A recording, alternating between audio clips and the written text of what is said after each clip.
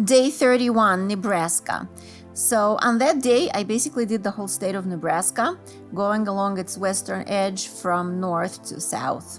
And I started off my day at Walmart in Bluff, Nebraska, pondering those big jars of fried pork skins and trying to imagine what they might taste like, but I couldn't stomach even thinking about it. So, Scotts Bluff is basically a huge cliff, 800 feet tall, that's a remnant of eroded highlands, and for many thousands of years it served as a landmark for the Native Americans. They called it Mea Pate, the hill that's hard to go around. And then, of course, it became a landmark for all the wagon caravans coming out west. And now it's called Scotts Bluff because at some point in the 1800s, an employee of the Rocky Mountain Fur Company by the last name of Scott died around there, and they decided it was a good thing to rename the cliff. Really nice visitor center with a map of the whole monument. It notes that at one point it was a waypoint for the Pony Express. It gives you the mandatory warning about rattlesnakes.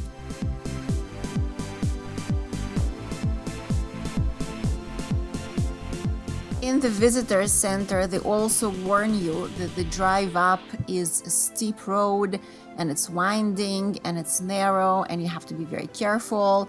And they also boast that it has the only 2 car tunnels in the whole state of Nebraska. So after being kind of traumatized by Mount Washington, I was a little apprehensive, but it turned out to be just a very nice, pleasant drive, nothing to be scared about. And the views from the top were really spectacular. You see forever. Actually, on a clear day, you can see Chimney Rock, which is about 50 miles away. And that was my next stop.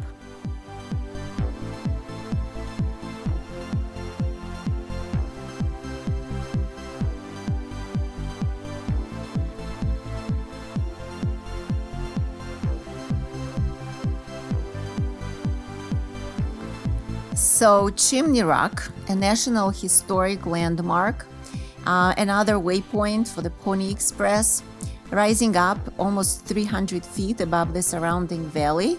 And before it was named Chimney Rock, the local Lakota tribes referred to it as Elk Penis.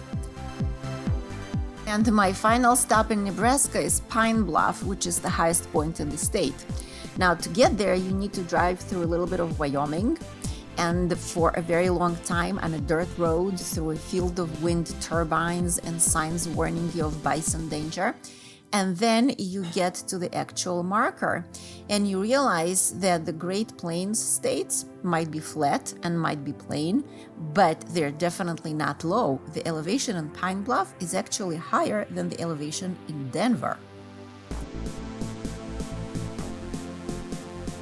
And because I really wanted to be in Denver by the evening, I got on the interstate, passing a great visitor center on the border between Wyoming and Colorado, where you get to see all the advertisements for what there is to do and see in the state of Wyoming. And I ended up in the evening in a beautiful Centennial Park in Denver, enjoying a free outdoor country music concert and drinking local beer, which, by the way, wasn't bad at all.